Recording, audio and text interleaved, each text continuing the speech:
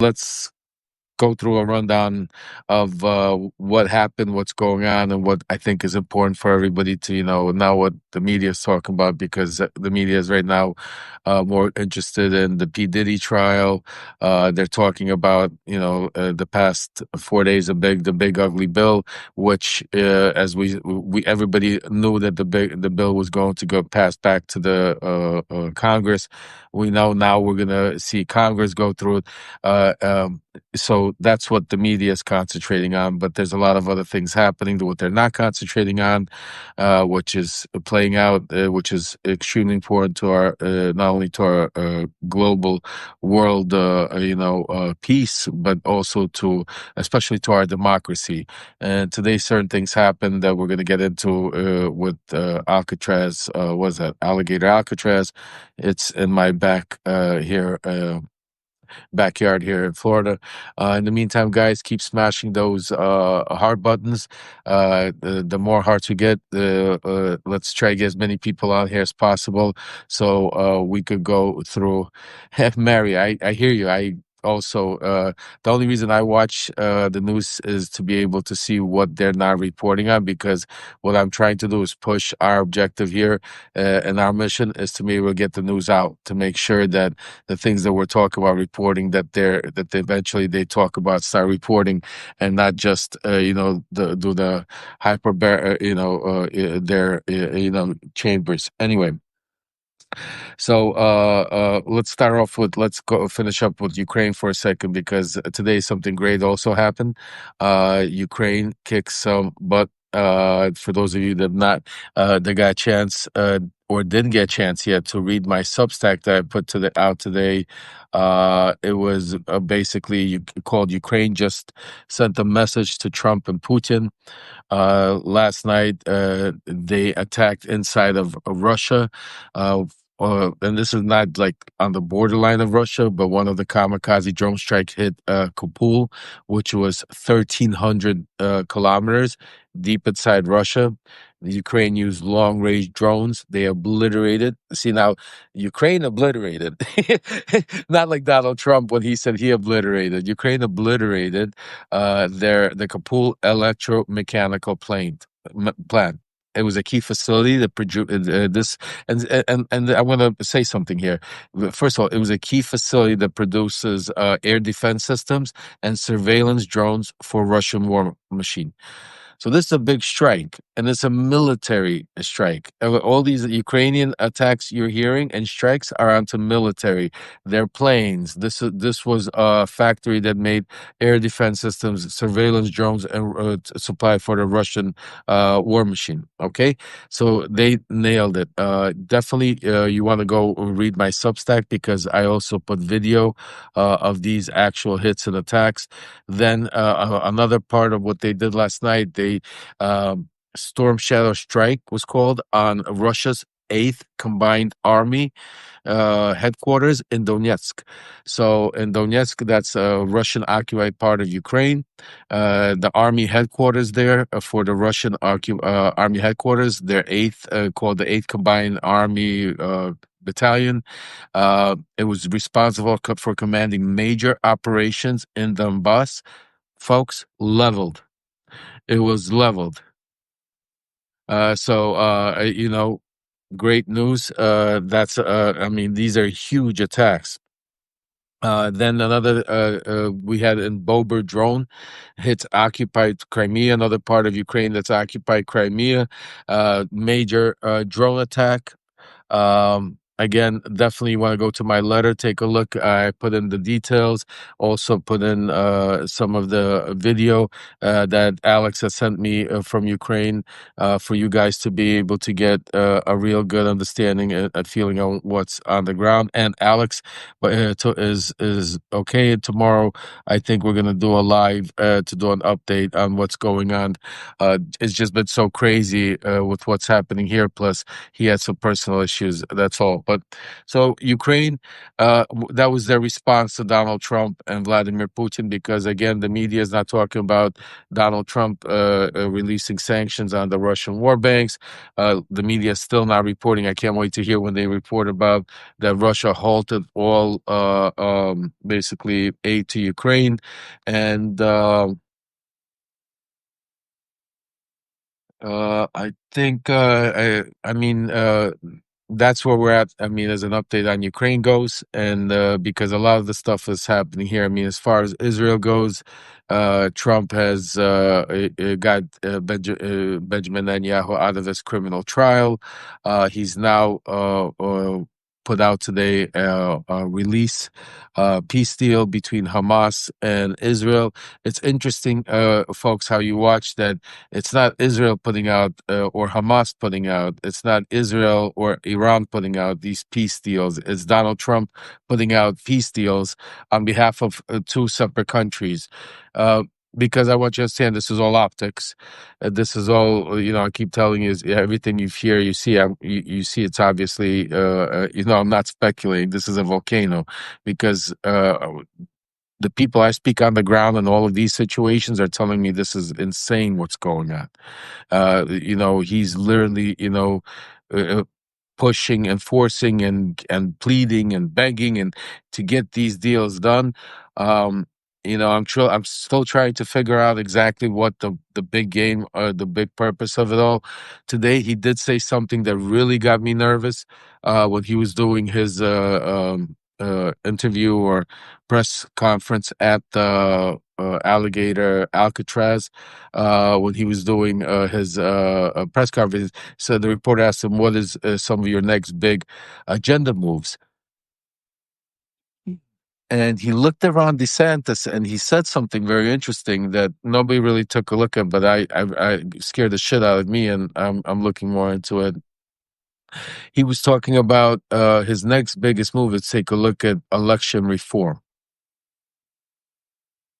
Now, I just knowing what that means, election reform is it means to figure out a way to make sure that because like I told you, I mean, I know, and a lot of people are thinking about Donald Trump doesn't want to run again just because he's not talking about it.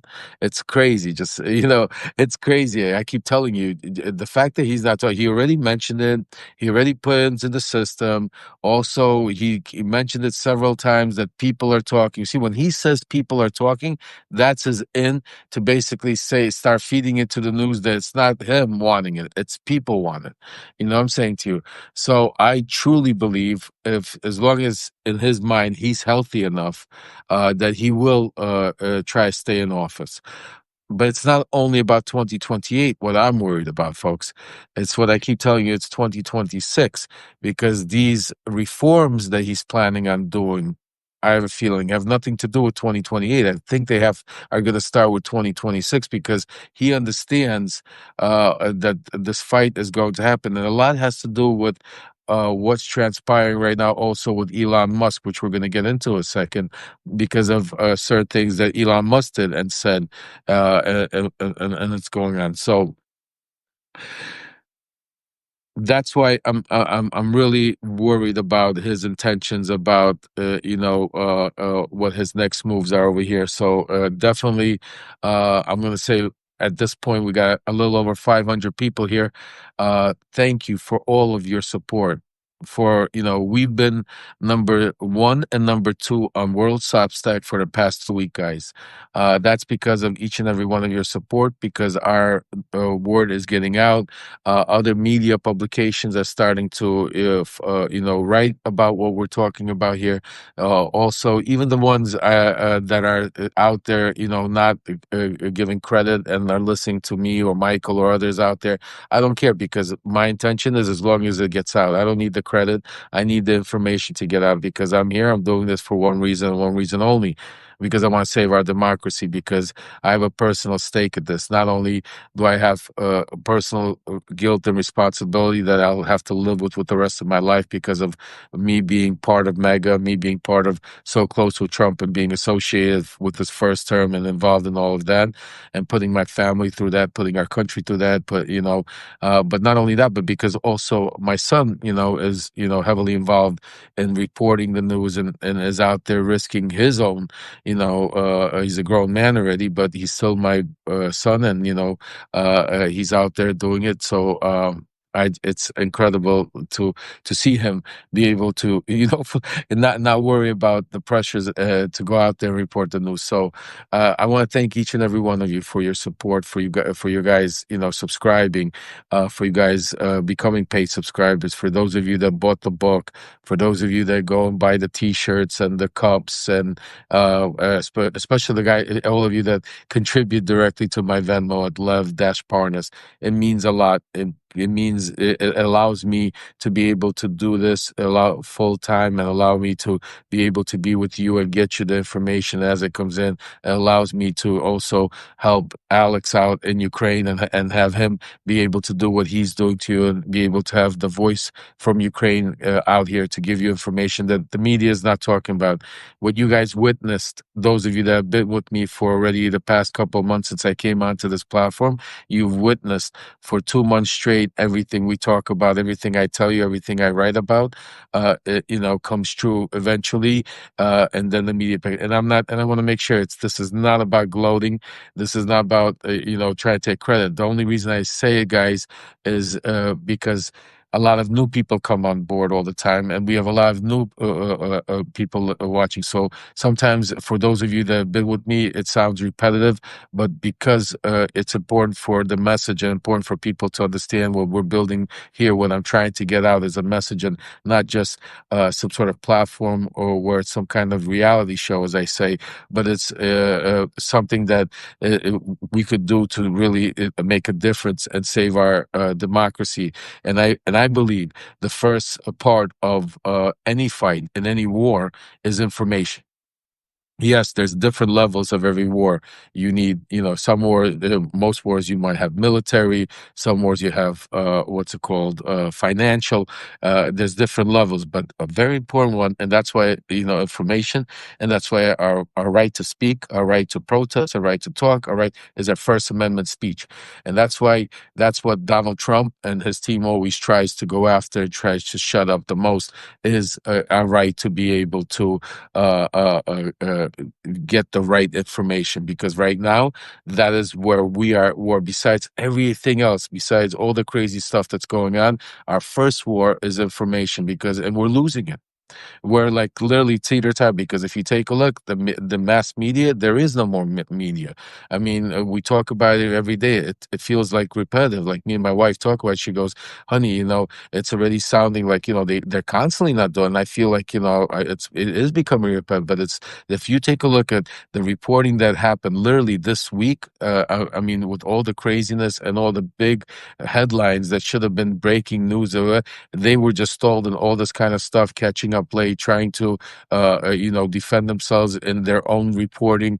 It was just amazing to watch, to see. So to honestly to say, I mean, the only line of defense we still have is some of these platforms like Substack, and we don't even have a lot of journalists. We only have, not that many, but a handful of really good independent journalists, like the Midas Touch guys, like my son, Aaron Parnas, and others. So, it's important for you guys, because it's a part of a teamwork. Like, you pass the baton, it's like we're ready, it's all teamwork to do your part. And your part is, I always say, if you read my letters, if you listen to me, I say the same thing, and I keep saying it, is go out there, go get 1, 2, 3 more people and bring them out here. We multiply really quickly that way, because everybody needs to hear the truth. Information is key. They can make their judgments, because it doesn't matter if they're Republican, Democrat, Independent. Let them come listen. This is what I always say because I go on also today. I was on a very right wing X space talking about Trump and Elon. If you guys went on, you saw me there. I go on there and they respect them because they respect everybody respects the truth. Everybody respects common sense. Everybody, and I'm not talking about the crazy nuts because we have crazy nuts on both sides, the left, the right, and you know what? I don't deal with either one of them because you know what, we're here not to fight on one side or the other. We're here to unite, to be able to get our democracy back and get our country back. So that's why I always say thanks to you guys to be the ones that go out there to get the 3 or 4 more people, the ones that subscribe, that go the extra mile, become paid subscribers, buy the merchandise, donate directly. You guys are really the backbone to help make it happen. And together, we're growing. We're growing, and I'm going to tell you, I keep telling you. I know it might sound crazy, but I've been around Mega from the beginning. I was one of the originals of Mega, and I'm seeing major cracks, major cracks. And that's why we're going to go into some of the stuff today. But let me just end off with, for all of you that are new to the platform, that or new to our family here, that have joined recently or joined not too long ago, I want to welcome you on board. I want to welcome you to the family.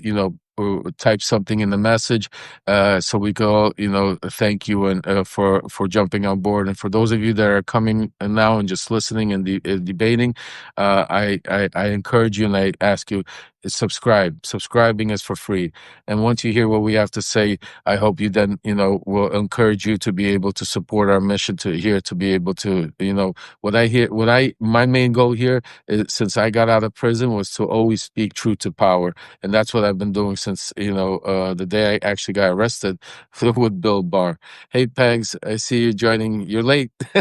I'm sorry. I don't know how to get you guys to be able, I'm still figuring out how to send out these notices for you guys to get earlier. So I'm hoping that there's some stuff that, like alerts or stuff that Substack has.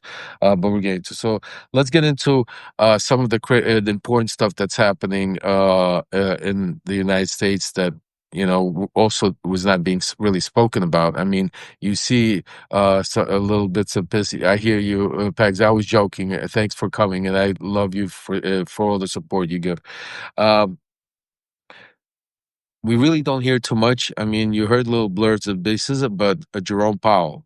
If you remember, about a month ago, I told you that Jerome Powell, just like when we spoke about eventually with what's his name, Mike Waltz, the national security advisor. I told you, even though right after Signalgate he was out the door, my sort same thing with Jerome Powell. I told you he was gone, and now I got confirmation that literally I think it's going to happen in the next week or so, maybe even sooner.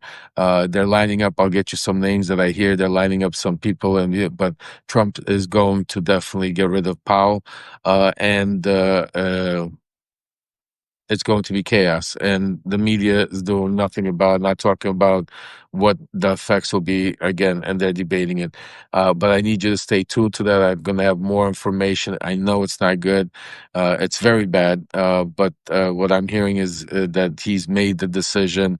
It's now just being implemented. There's a list of people that are being names that are being floated, and some of these names, I'm not even going to speculate to say, but some of the names I've heard is just completely chaotic, and I can't even imagine how the markets would react or how world financial market. I mean, this is again, it's part of the dictator playbook to silence the media, what's it called, destroy your uh, financial institutions, uh, destroy your constitution.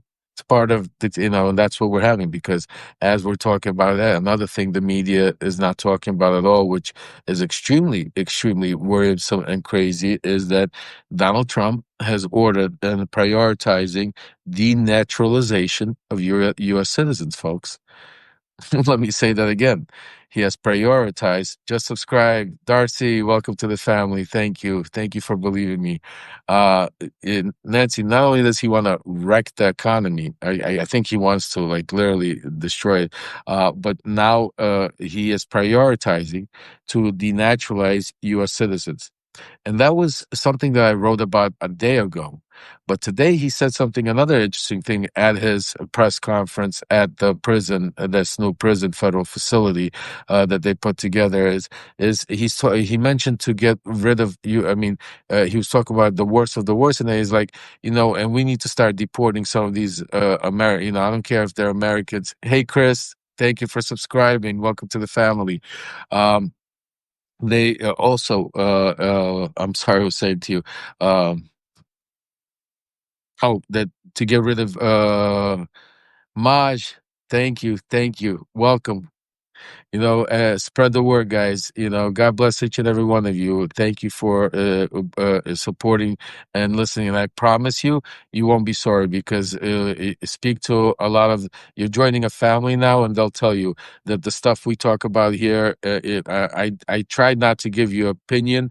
I try to give you facts and facts that nobody talks about, and then it's our job to pass it on. So everybody that joins here doesn't just join to listen. We join here because then we have a part to do is then we pass the information on to save our economy. And some of us are all over the world, so we use this information not only here but wherever we are in the world, because you know what, a lot of what happens with Donald Trump has the effects of what's going on all over the world. So thank you guys for upgrading, for subscribing. Thank you very much. So Trump said to get rid of American citizens. So just think about what we're talking about. We've spoken about a lot of crazy things, but this is getting completely out of control. He's talking about taking away citizenship from people that are American citizens, and he's talking about deporting American citizens that are convicted of crimes to other countries. That is so when people say that are we in a constitutional crisis, I keep wanting to remind everybody that's beyond constitutional crisis. That's destroying the Constitution. That's all. I mean, that's our rights. I mean, and the crazy part is it's so scary. I mean, I live here in Florida, and I have this one family here, and I don't want to. They asked me not to mention names, but they're American citizens, and their son is American citizen, but they're from Venezuela, and their son hangs out with a lot of kids in the neighborhood, and and some of them are not all documented. Some of them are in the process of getting documented. I mean, not like decent middle class family, nothing crazy, but they go to in Florida. We have these. Taco trucks, a lot of these food trucks and stuff like that. So they go these Mexican or Venezuela again. I don't know what food, but they go to these food trucks, and a couple of times there have been ice raids at these food trucks. And like I spoke to the mom, and she can't even like crying, telling me like they're American citizens. Her son's American citizen, and she is scared to death that her son doesn't get picked up in one of these raids, and she won't know where he is, because that's what's happening here. I mean, literally, today, one of the breaking and crazy news that we dealt with, as bizarre as was, is that Trump with his um, butt buddy, and I hate myself because I'm the one that introduced these two idiots, and that's why I feel such anger and feel such passion to try to get this information out and everything. But Ron DeSantis, and maybe that'll be our next chapter for this week of Story Time with Lev, is my chapter between where I introduced Donald Trump and Ron DeSantis, and how DeSantis became governor of Florida. So Ron DeSantis always tries to kiss up to Donald Trump, and that MAGA mentality, you have to understand, is each and every one of them tries to be even outdo the other one by doing even more crazier and crazier things to be able to get in Trump's good graces, to get into that, because the more absurd, the more extreme you go, the more Trump's like, what that, like it, because it's that, uh, dictator, authoritarian power field, the mafia boss, whatever you want to call it. So DeSantis didn't know really what to do to kiss up to Trump, because remember, DeSantis has other things he's trying to light up. Donald Trump endorsed Brian Nelson as the next governor of Florida.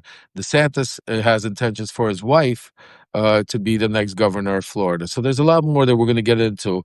And DeSantis is somebody that used to call me in the middle of the night to ask me about where we're going the next day and stuff. So I'm very close with a lot of these people. We'll get into that. So anyway, so DeSantis built this facility. It's a federal prison facility to house the ICE detainees in Florida. And this is in the middle of the Everglades. Now, I'm not a national life or preserve specialist, so I'm not going to sit here and argue what that's about as far as, because it's does it do, what is it bad or good for our environment?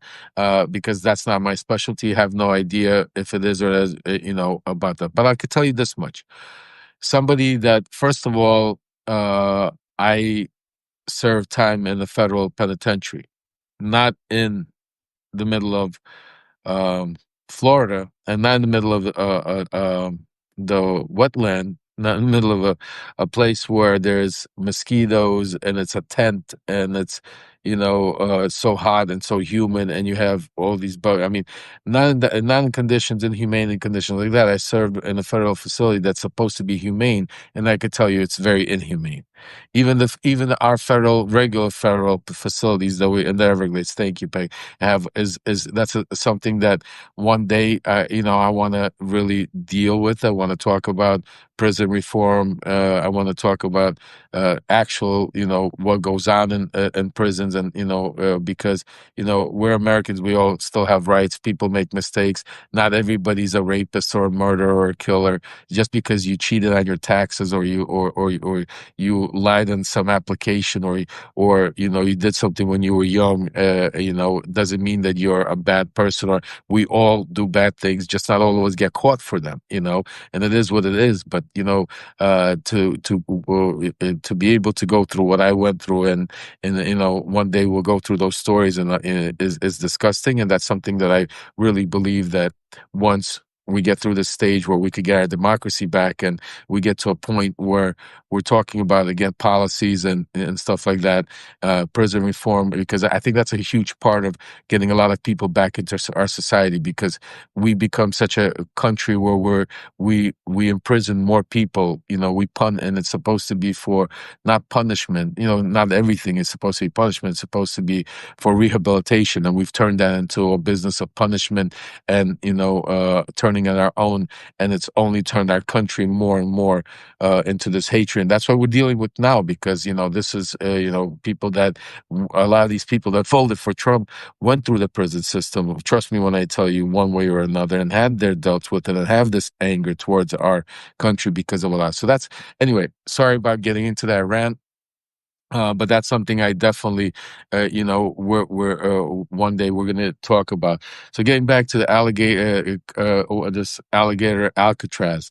So, folks, this is in the middle of nowhere. It's tense. It's not built like permanent fixture. So it's tense, and it's being put up during hurricane season. I predicted, expected very bad. We're supposed to, what's it called? Hurricane season. Addie, do I think we actually will get our democracy back? Absolutely. I mean, I believe it, because the day I stop believing it is the day I have to literally, just, close my eyes and, go away. I mean, because, what does that mean? If we don't get our democracy back, it's very bad. So I believe we are 100% going to get our democracy back because I see the cracks and we're going to get into them. But anyway, um, getting back to that prison, it's inhumane condition. So that's what I want to talk about. And one of the things that today I was watching ABC News, and all of a sudden I seen my son Aaron. I seen Aaron on the news, and he was one of. There was a panel they were talking about, and one of the things they were talking about was this prison. And Aaron sat up there and he said something so really good, and I said to myself, "Wow, that I was so proud. I was like, oh." That's my boy. He said that this facility is not really a prison. It's a holding facility. But majority, or even not even majority, but a bunch of people, because forget about the percentages that are being picked up and that are going to be put in this facility, a bunch of them are not criminals at all. A bunch of them will be people that are waiting for some paperwork. A bunch of them will be people with minor crimes. A bunch of them will be people, some of them will be American citizens got picked up in ICE raids and what's it called. So you're going to have a bunch of people that should be nowhere near this. You know what I'm saying to you? If you're already going to say the worst of the worst, the worst of the worst, the worst of the worst, you keep saying the worst of the worst because that's the whole, perception of why they make their argument so strongly. Because, like everybody wants to get rid of the worst of the worst. Yes, nobody wants somebody that, has killed 20, 30 people, that or raped or yeah, those are, but that's like, a percentage, but you can't go after a huge percentage of innocent or a huge percentage of people that did nothing or not even near to it and put them in that same in that same suffering. And in my Substack today, I wrote about that, so you guys definitely want to go take a look. It's called "Trump Threatens to Deport Elon." I also put in there because we're going to get into Elon next, because this I put a video of inside somebody sent me a video of inside the actual facility for you guys to take a look. So and that's the crazy part. So this is where we are right now. We're dealing with a dictatorship in our country where people are getting pulled off. We got prison camps being built across the nation in a remote facility, and the way I mean, you have White House and you have Department of State, you have Christie, they're actually now, I mean, this is another thing I can't believe what's it called, in Florida, they actually have a website right now. They're selling alligator Alcatraz gear, hats, t-shirts, literally now selling it. And that's another thing that I can't even, with all of this going on, folks, before we get into Elon, with all this going on, Donald Trump, the grift continues. I mean, and to such pettiness. This is another thing, you guys, shows you the type of person he is. That he's making billions of dollars right now with cryptocurrency. Billions of dollars they're making with cryptocurrency. Billions of dollars with these deals overseas and all of this. And the guy launched a cologne and perfume for men and women yesterday called 4547. I mean, President of the United States, folks. President of the United States, while he's prioritizing the denaturalization of U.S. citizens, while he's taking people off the street, while he's has countries right now on the verge of explosions in the Middle East, while he's literally giving Ukraine on a silver platter to Vladimir Putin and praising him, and has time to launch a perfume and cologne.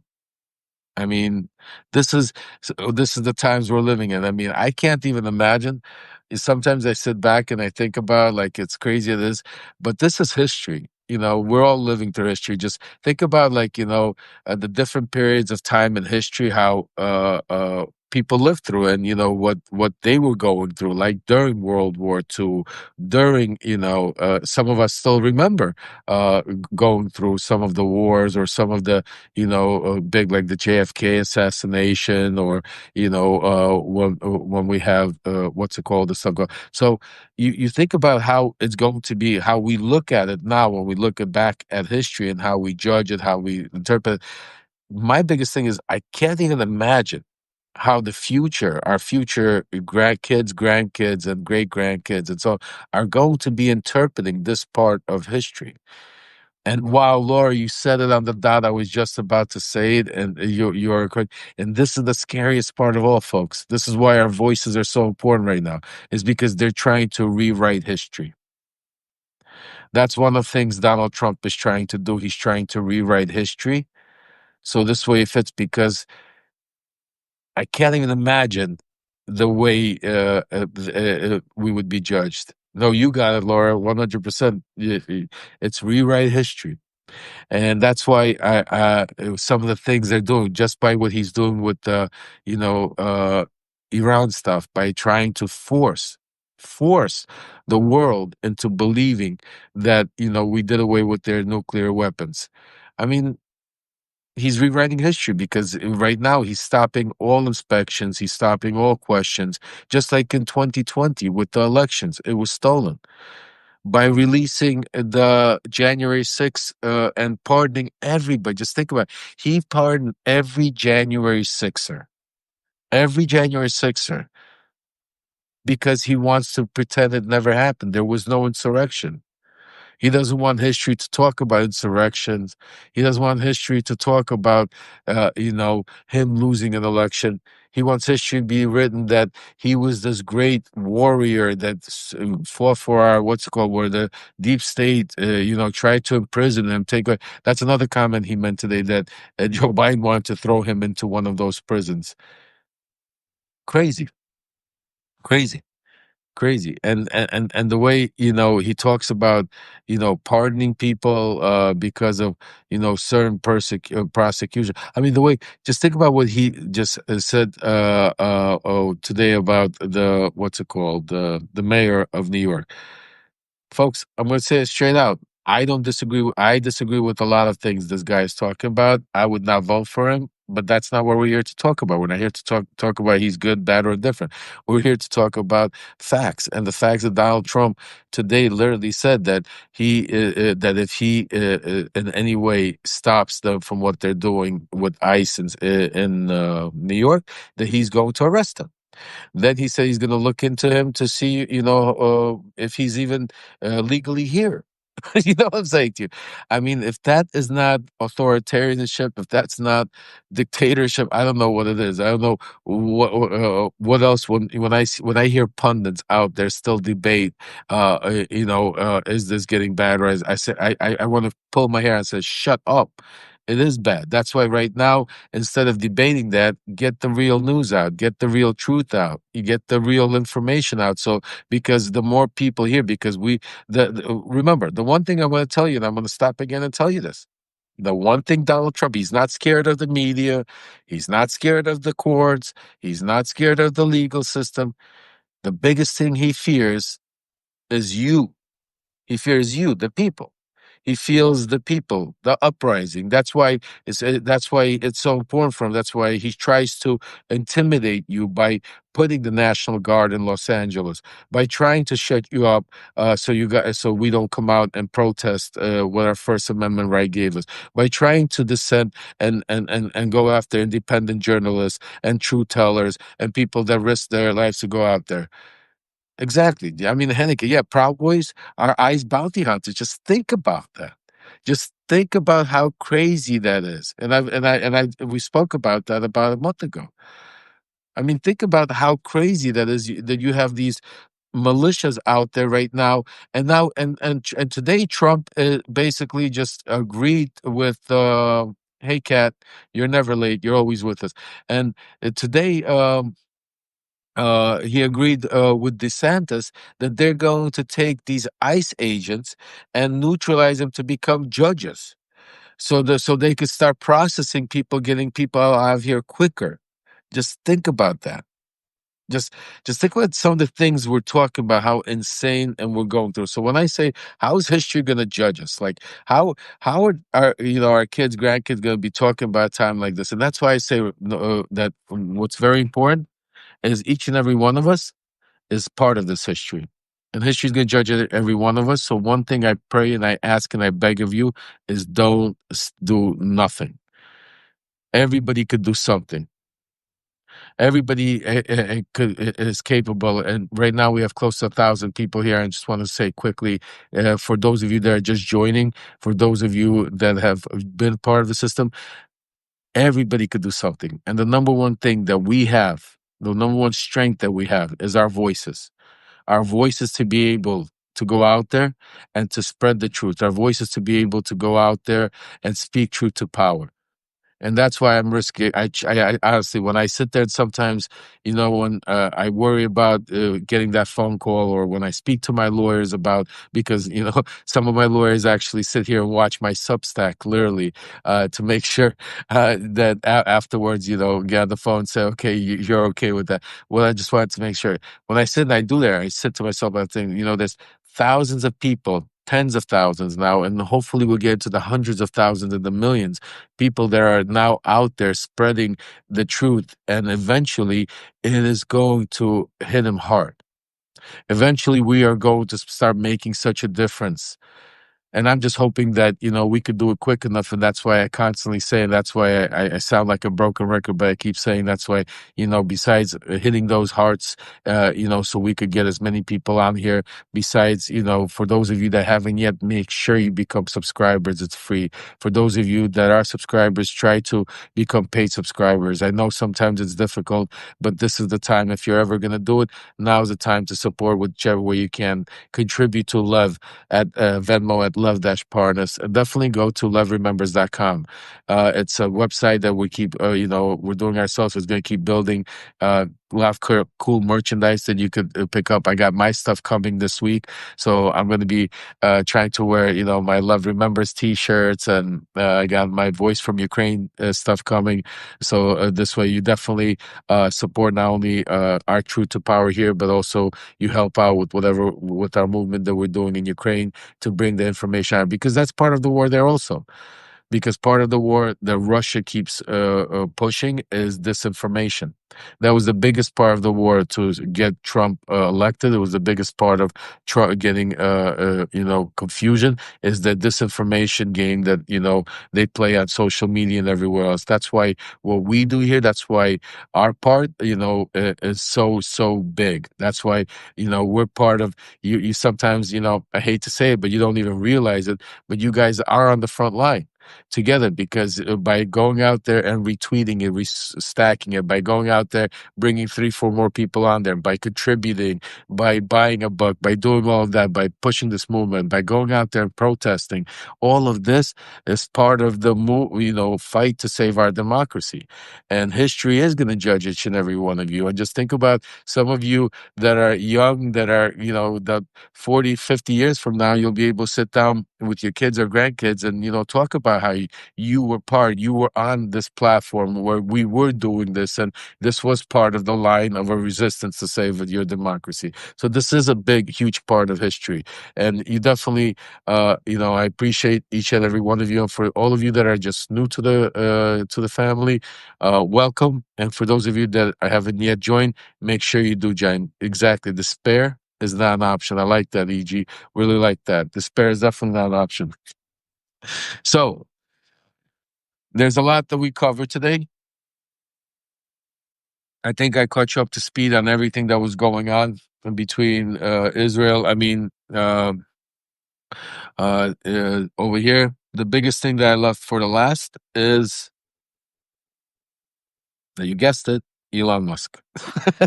Elon Musk. Let's talk about Elon for a little bit. So first of all, again, not gloating, but I want to make sure, because it's factual for all the new people here and all the people, subscribers there, or all the followers that are thinking to become subscribers. The For our family that's been with me for a while, you already know this, and you've been reading my Substack letters. But for the new people out here, is I've been talking about Elon Musk for the past month, 3, 4 weeks since this their first fight happened,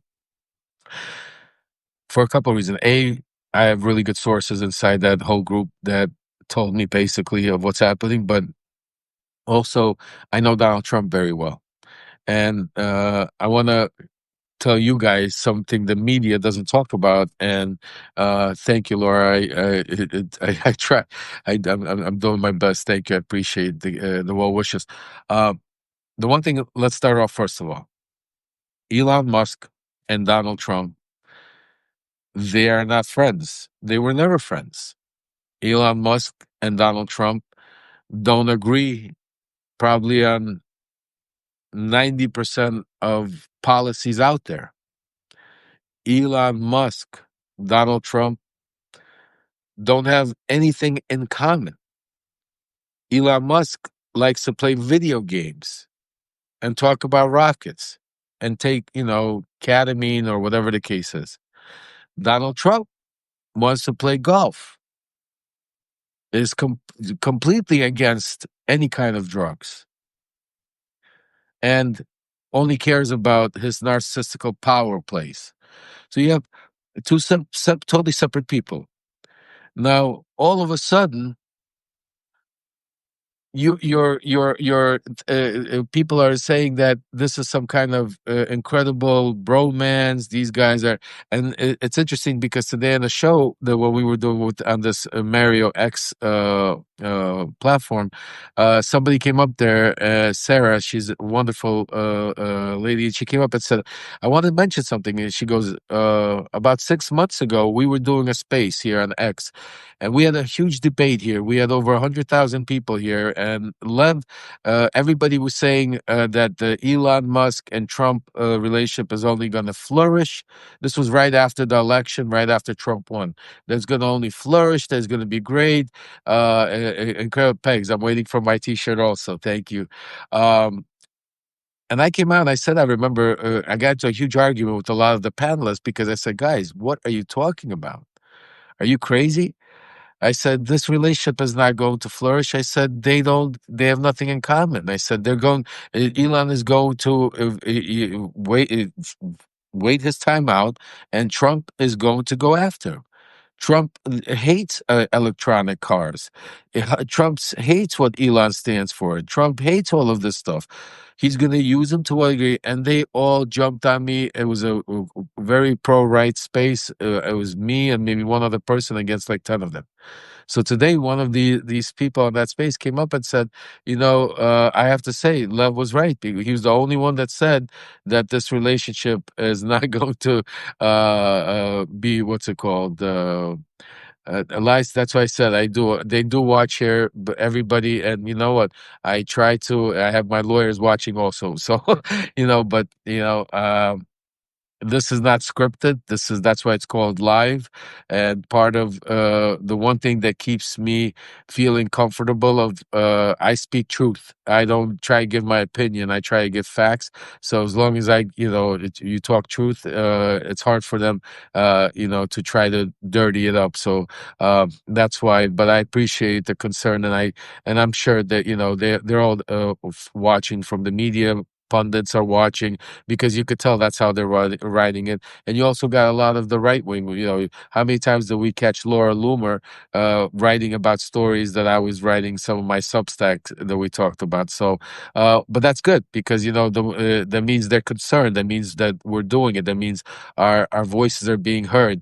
Because remember, we're only doing it for 2 months, 2.5 months. I've been on this platform, so I really might hope that in the next 2, 3 months, we are build a community so strong, so powerful. Because my plan is to start doing,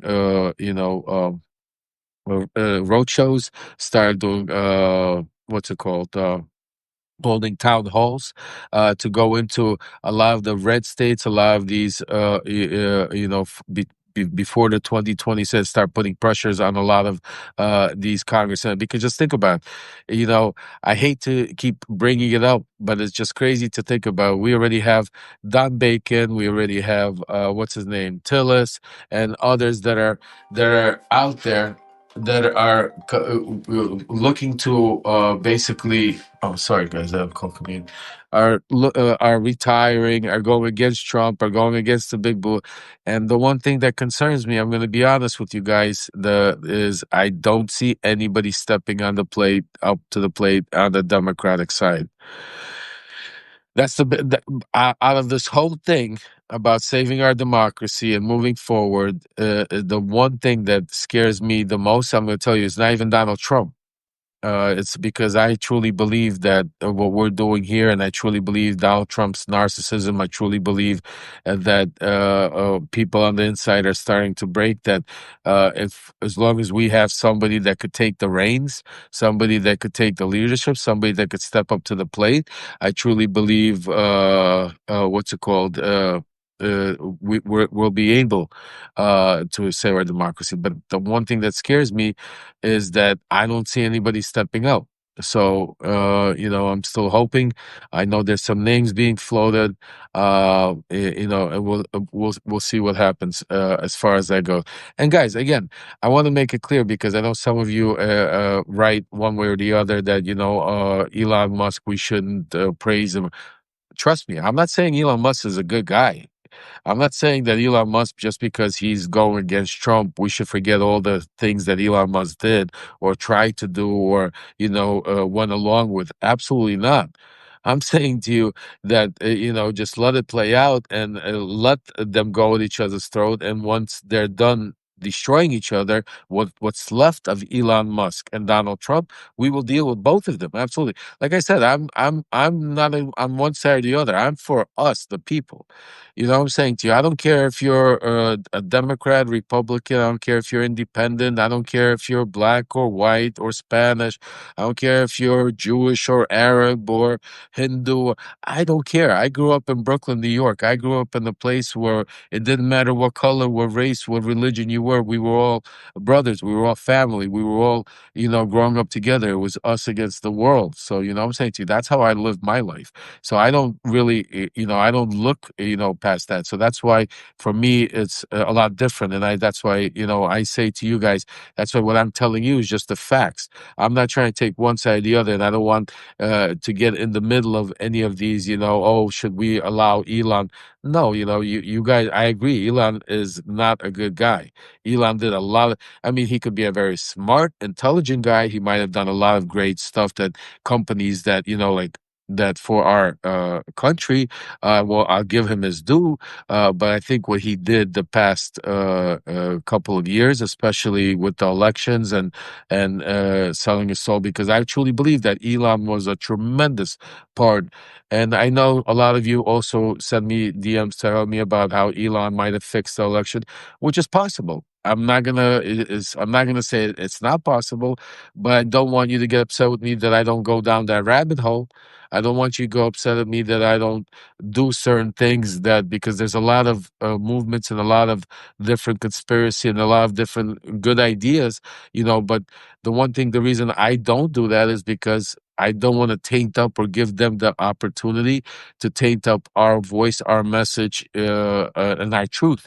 And that's why I try to speak to things that are factual, things that I could stand behind, things that I could back up to be able to. And that's why, have you noticed that even if, for those of you that have been with me for a short period of time, and for those of you that have been with me for over the past several years from other platforms or followed my story, the one thing is, knock on wood, nobody, and my head, it's like a saying, knock on wood, is nobody has ever come out and contradicted anything that I've ever said.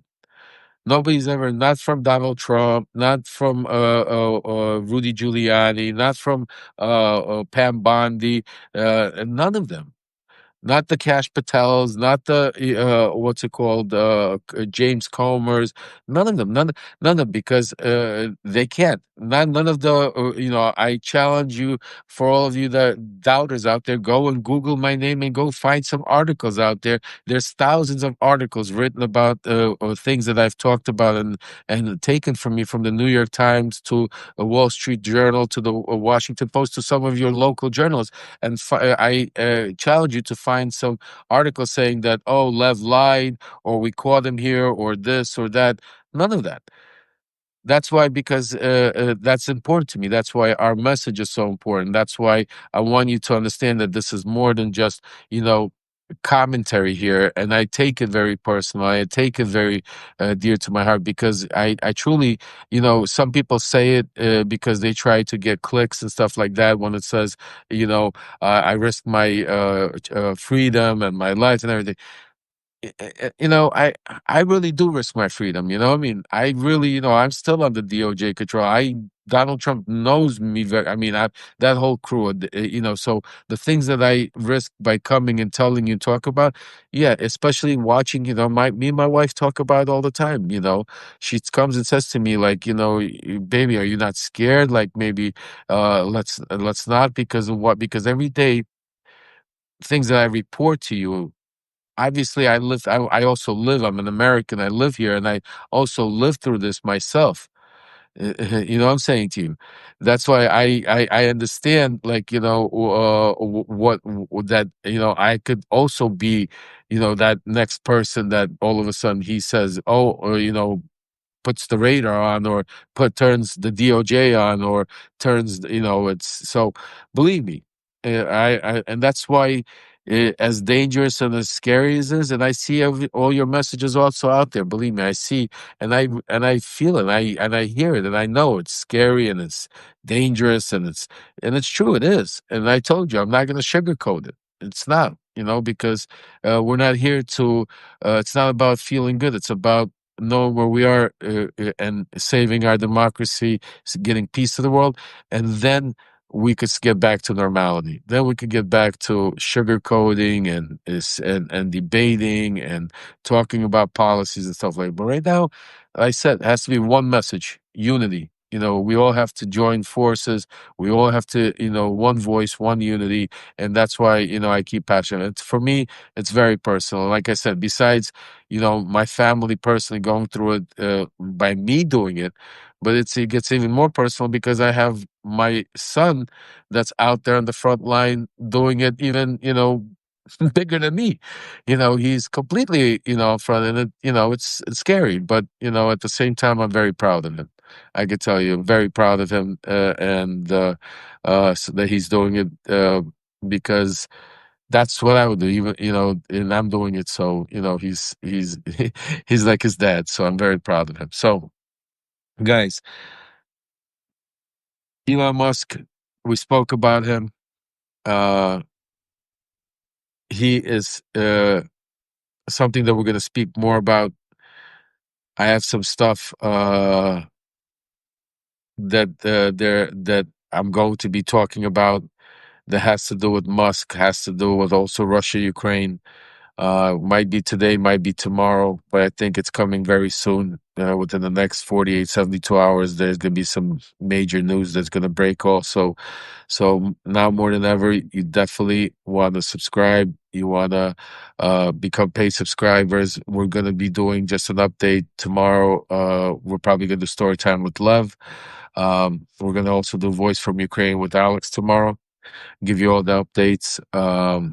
We'll also, on Thursday, we have Unleashed with Michael Cohen and Malcolm Nance at 3 o'clock. You definitely don't want to miss that. Right after Unleashed, we're going to have our usual paid subscriber only Q&A. And that's why I welcome all of you to, if you haven't yet, become paid subscribers, because the Q&As are great. It's just us. We're in there. ask me anything. We talk about whatever's on your mind. I also discuss things with you before I write my letters and before I break it on the different platforms. So definitely one of those places that is really cool and something that also for you, for your history, because the information you get and the confirmation, the conversations that we do, trust me, it's not no like no other platform out there. So definitely, I encourage you with that. And then Friday, I have some special interviews coming up, and I'm also putting another one on Mondays. Been speaking with Dean Blundell, and Dean Blundell is the gentleman from Canada. For us, we're gonna do probably a Monday show at 1 o'clock every Monday to give the Canadian American perspective. He has a lot of good contacts on that on the Canadian side. My contacts over here, I think it gives you guys a good, really perspective because you hate to say it, but I mean, Canada is on the chopping board. I mean, Donald Trump wants to make Canada the 51st state just because we are not speaking about right now, but it is what it is. So you definitely want to get that information. I think I think we got pretty much all of it. So it's about 9 o'clock. I want to thank. We have about 1,000 people here right now. It's amazing. This community is this movement, this family. You guys are all great. I want to thank you for coming out. I want to make sure that for those of you that came late, you could definitely. I'm going to put it out. You'll be able to go on later and watch the whole show. Gives you an update on everything that's happening up to date. Also, I encourage all of you to stay tuned next 72 hours. I'm hearing some news coming out. You want to definitely stay tuned. And like I said, just because it feels like a quiet day, just guys, a lot's going on, a lot's happening. And the number one thing we need to do right now is be vigilant, stay together, support each other. And number one thing is make sure make our voices be heard loud and clear, get the message out.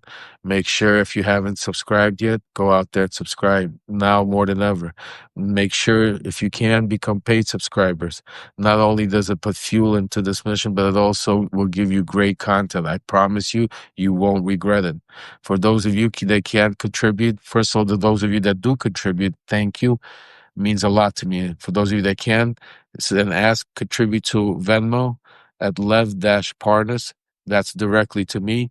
And that helps not only Levremembers and my movement here, but also helps directly to what we do in Ukraine with Voice from Ukraine. And last but not least, definitely make sure you go to levremembers.com. I'm going to put up updates there of where I'm coming to which city and which state, where conversations, latest updates, interviews that I do on TV, but also there's great merchandise on there, both from Love Remembers, from Voice from Ukraine, and some different rallies. We had one from No Kings when we did our No Kings March. We have another march coming up. It's called Good Trouble. It's coming up, I think, July 17th. I'll just double check. So I think we have a T-shirt out there, Good Trouble, Love Remembers.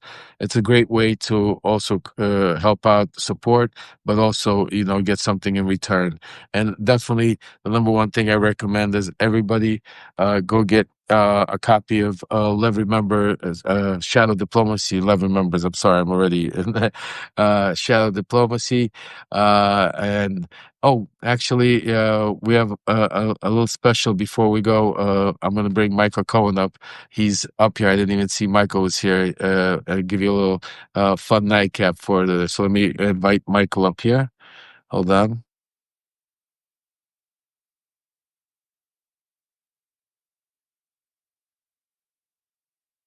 The one thing great about Substack is you never know who might show up, who's listening, and who we bring up. But definitely get your copy of Shadow Diplomacy, and make sure for those of you that DM me, I'll get the sign for you up. Hey, Michael, what's Lev, up, how brother? are you? Good evening. We were just I see coming you to an end. crushing it. I see you crushing it again. Good for you and everybody. get shadow diplomacy. I read the book. I read the book so that I could interview Lev on my Mea Culpa podcast. And it's funny, I read Michael's book. You know where I read Michael's book? Do you know And why it's he read it there? Because I'm the one that put them all there. Half the books that were in that library came from me. it was hilarious. I went to the prison library and I see Michael's book up there. I was like, I gotta read this book first, you know. So it's incredible how our paths have crossed. How you doing, brother? What's going on? Hanging in there, obviously, every single day. Wouldn't it be nice, Lev, if one day we can all just wake up and there's no chaos, there's no Pretend like nonsense, this never happened. Like right? There's no tumult. There's no mishigas, as we like to say. It's just going to be something nice and simple for the day. Can go take a nice, easy walk in Central Park or wherever, you happen to live in your local park, and then just sort of breathe in the beautiful air and just walk around and just enjoy the day. But it's not like that. Every day there's more and more and more craziness and tumult and chaos, and you know when I was watching, and it's not getting nearly enough of the play that it deserves. This feud with Elon Musk is really something. In fact, I can send it to you right now. MSN put it out this morning when I was on MSNBC. I think it was from 4 weeks ago. Everything that I predicted regarding the feud between Elon Musk and Trump is actually coming to fruition. I mean, it's almost like it's almost Nostradamus like, or uh, you know, Then we break it on Unleashed. I think it was on Unleashed when we first broke that. I think we did. Yeah, I think that's exactly when we yeah. discussed And that. Yeah, exactly. but the article came out. They're rerunning it now because it's so prescient for the Right, time. because now they're seeing everything that we were talking about that you said Exactly. that is exactly coming to fruition. That's Because the bad thing about me and Lev is we could actually sort of finish each other's sentences, right? Here's the thing: they're not coming out with new material. They're not even coming out with their own original material. What they're doing is they're parroting what I had said over 4 weeks ago. In fact, they're parroting what Lev and myself and Malcolm talked about last Thursday, 1 week ago, almost. I mean, that's the saddest part. That it's only in a few cases do you actually get new information that's not regurgitated over and over again on television. Any channel that you turn on right now, any channel, yes, you're basically listening to the same thing. To whether it's John or Mary or Scott or Tina, it doesn't make a difference. The talking heads, all they're doing is parroting one another, and all they're doing is using their previous position or their title in order to prove to you that they know what they're talking about. They right, don't know what it's they're their talking pedigree. Their pedigree. I say it's their pedigree. They got, about. if they have if they served at some kind of administration 20, 30 years ago, that means they could now comment and talk about this administration because it gives them some validation, not because they sat with the guy in the same room for 10 years like you, or been sent on private missions across the country like me, guys like us. It's true. Lev and I are what's called primary sources. Right, like it's a, I couldn't understand it for a while, but lately I'm starting to watch it and see it unfold. But I'll tell you honestly, Michael, I'm watching definitely. I'm feeling that there is some sort of shift happening as far when it comes to getting our messages. People are starting to listen. Our platform. I know it's not growing as quick as it doesn't make sense because I understand me and you speak about it all the time. Like it doesn't make sense like how right now that we shouldn't have millions of people following this. Just if each and every person brought one person and then that person brought one person and then that person brought one. I mean, yeah, the numbers get out of control and there's still a growth. But I'll tell you one thing that I'm watching and I'm hearing and I'm seeing and I'm talking that people are starting to wake up, and that's what got me scared today. I don't know if you've seen, Michael, that he went that one of the things that he said when he was in Florida, when he was doing his press conference in Alligator Alcatraz with his butt buddy, that I still can't, Ron DeSantis. He was asked a question about what's his next big policy change that he wants to do now that he got because they announced that the bill got passed, the big ugly bill got passed through the Senate. So he mentioned something. He said, which didn't, it just went by quickly, went to the next question, but really I got quiet. He said, election reform, Yeah. Yeah. election reform. And that means, and knowing him, and I want to hear your take on this, because we spoke about, is he's going to try to do something to mess up and to try So to I'm hit glad you brought that up, Lev, the elections. Yeah. something that I have been saying now for many, many months, not weeks, months, since he was a candidate. And I turned around and I said, I am now going to repeat what Trump said. I'm not the one saying it. I am repeating what he said. And his comment, verbatim, was that I intend to rewrite the Constitution. And when he said that, what he was talking about was to destroy our tripartite system of government. He didn't say it as eloquently as that, but that was the intention. His intent is to strip both the legislative and the judiciary bodies of their co equal powers conferred to them by the Constitution and to provide all power to the executive branch, namely the chief executive, which is a nice way of saying the president. So I talked about whether it was on MSNBC, CNN, or to any one of the various newspapers, that there's a real issue when it comes to elections. And there was a saying that Trump used to repeat always, and I'm sure you heard it as well. He used to parrot what Putin says. It doesn't matter who you vote for.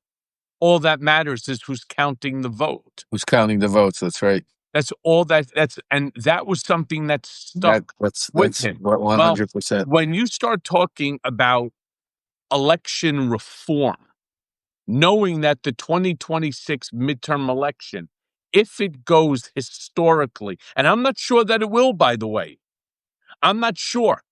We're going to get into that in just 1 minute. I mean, you built a nice little audience here, Lev, of almost 1.5, 1,500 some odd people. We should have 10,000 people. I'm with you on that. And to those of you that subscribe to me, please make sure you subscribe to Lev. And if you're a Lev subscriber and you don't subscribe to me, shame on you. But going back, going back to what Trump was saying here, when Trump turns around and talks about winning, let me ask you a question. Analyze the 5 months that Trump has now been president. Would you say that Trump is winning, or would you say he's losing? Oh, for Trump, he's winning, definitely. Me too. I 100%. agree with you. And the worst part when it comes to the Democrats, and I've been a lifelong Democrat, and I'm not here to shit on my own party, but the biggest problem that we have with this Democratic Party is they refuse to own the truth. And the truth is that Trump is winning. He's winning on every single level. He's winning on the Supreme Court level.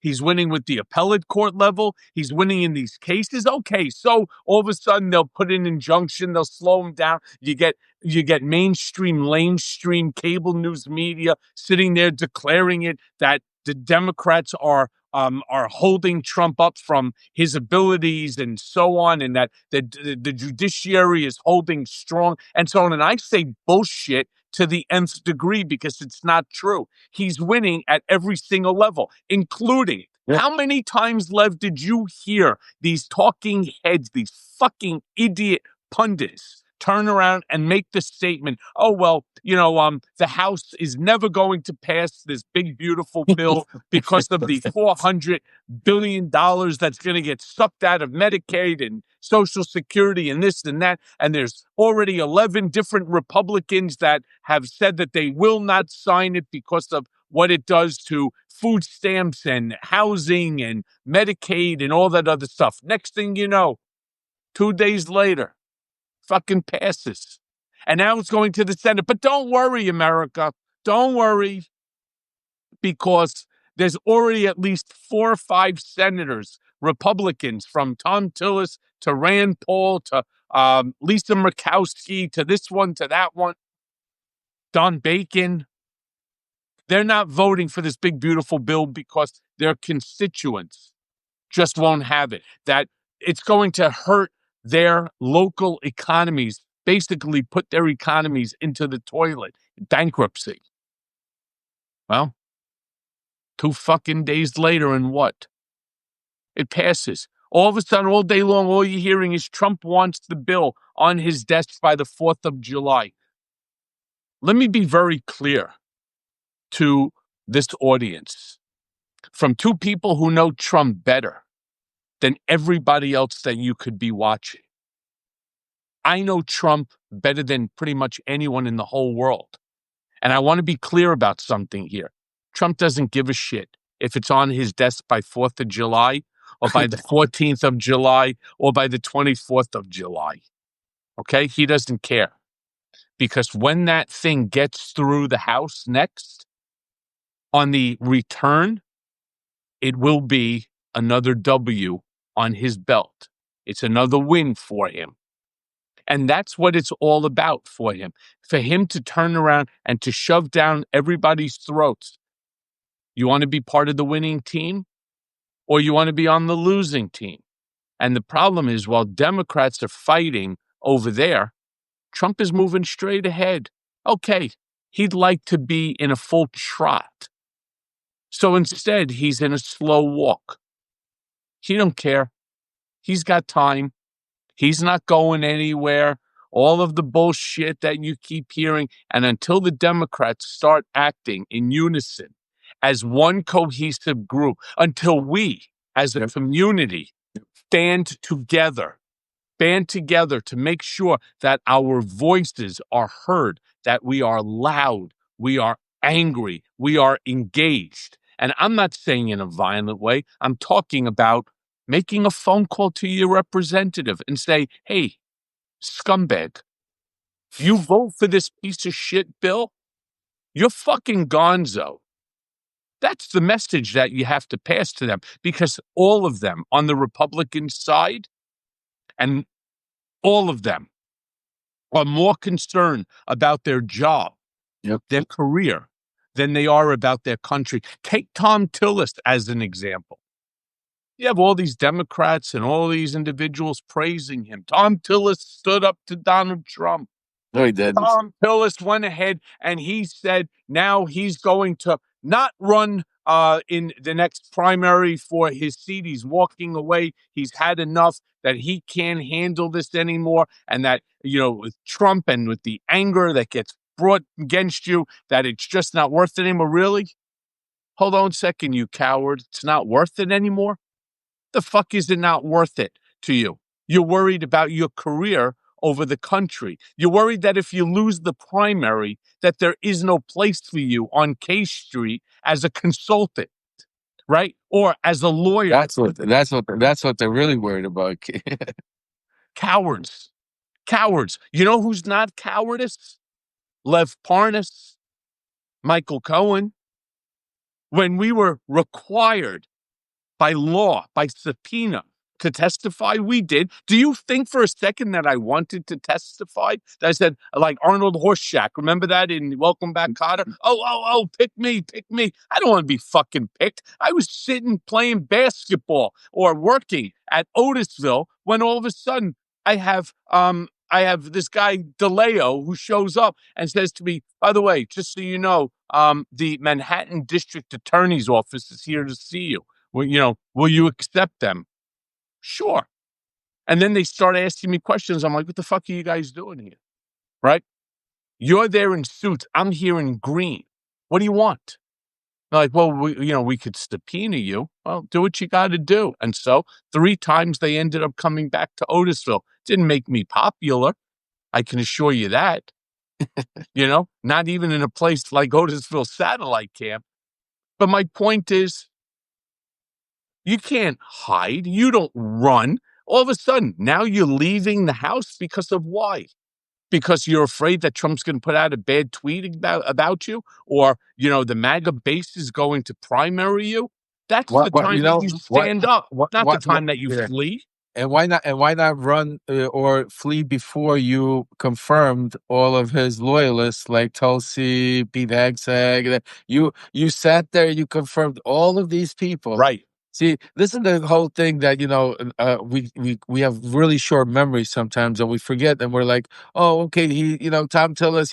Wait a second, Tom Tillis just a few weeks ago, or a month ago, sat there and confirmed a whole group of people that are right now running our country, like Pete Hegseth, Signalgate, like we got Cash Patel that is running our FBI, Tulsi Gabbard, Russia's favorite, national security. I mean, you can't make this shit up, guys.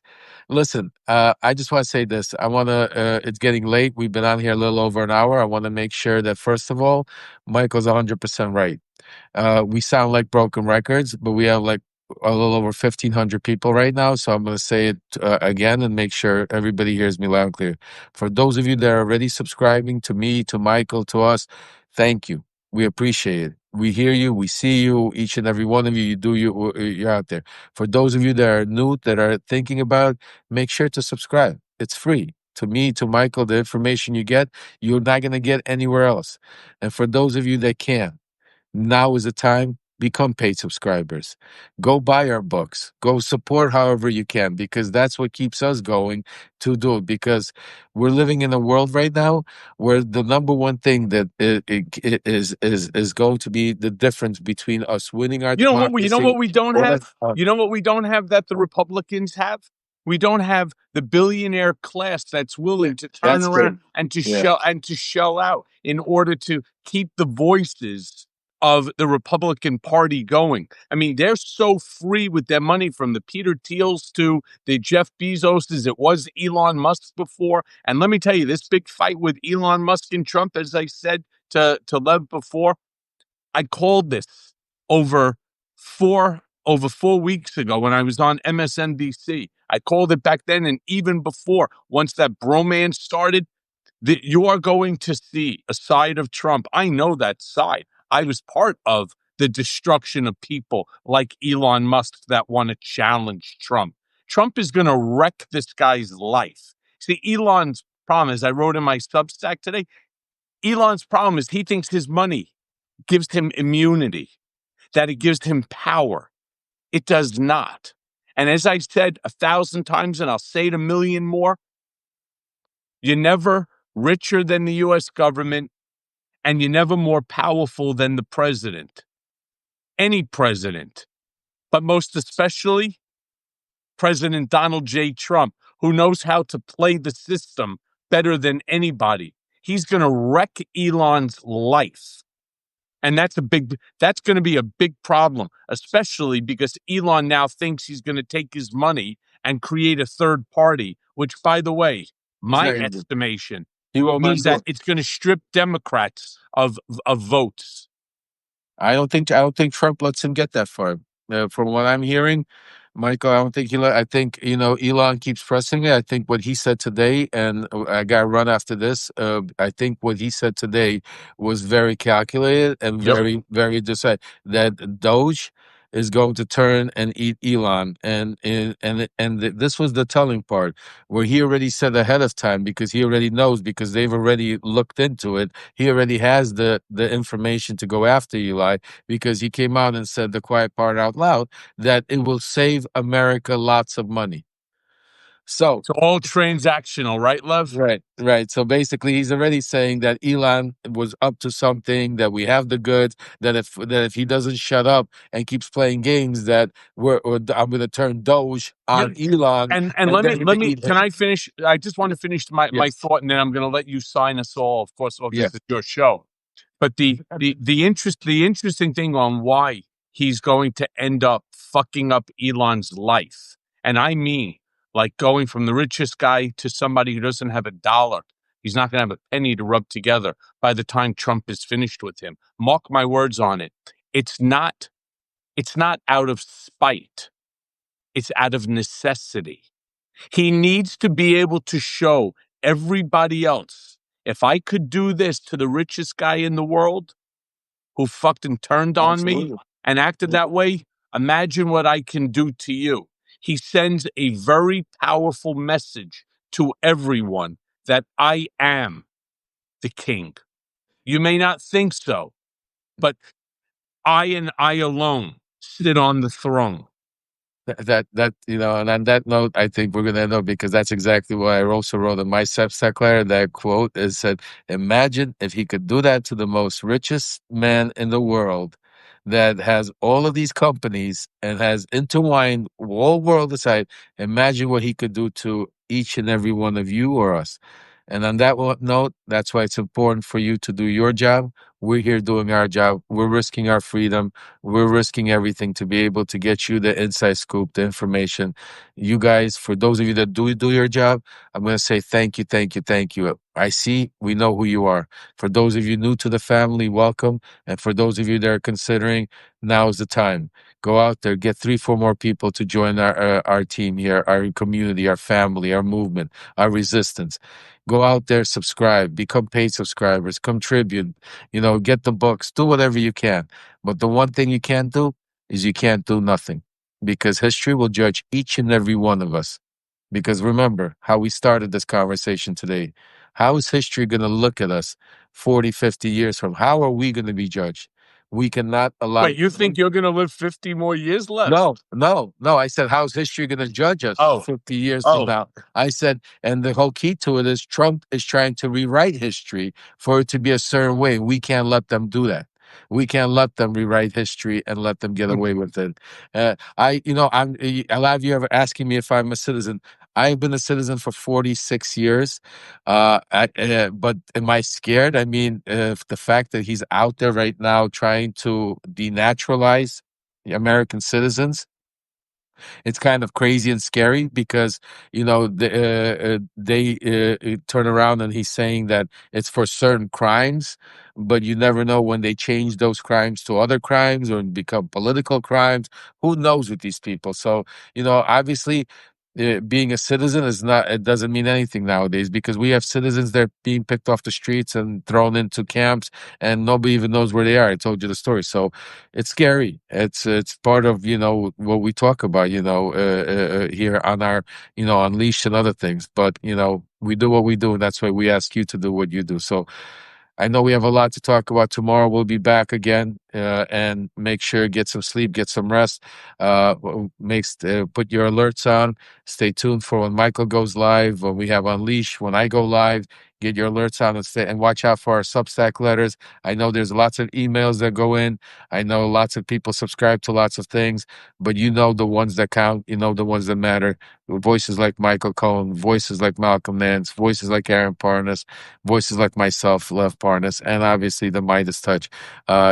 These are some of the most important voices out there that you need to be listening to and be subscribing to and out there. So on that note, I wish everybody a good night. Michael, thanks for joining us. Substack is great. You never know who'll pop in, who'll come in, and that's what's great about it. I like that. Happy Canada Day, Michael. I don't know if you know this, Lev. Oh, 4 days ago, I became a Canadian I know citizen. you telling me. Happy Canada Day, Michael. Happy Canada. Elbows up. Elbows up. I'll see you later, brother. Take care, guys.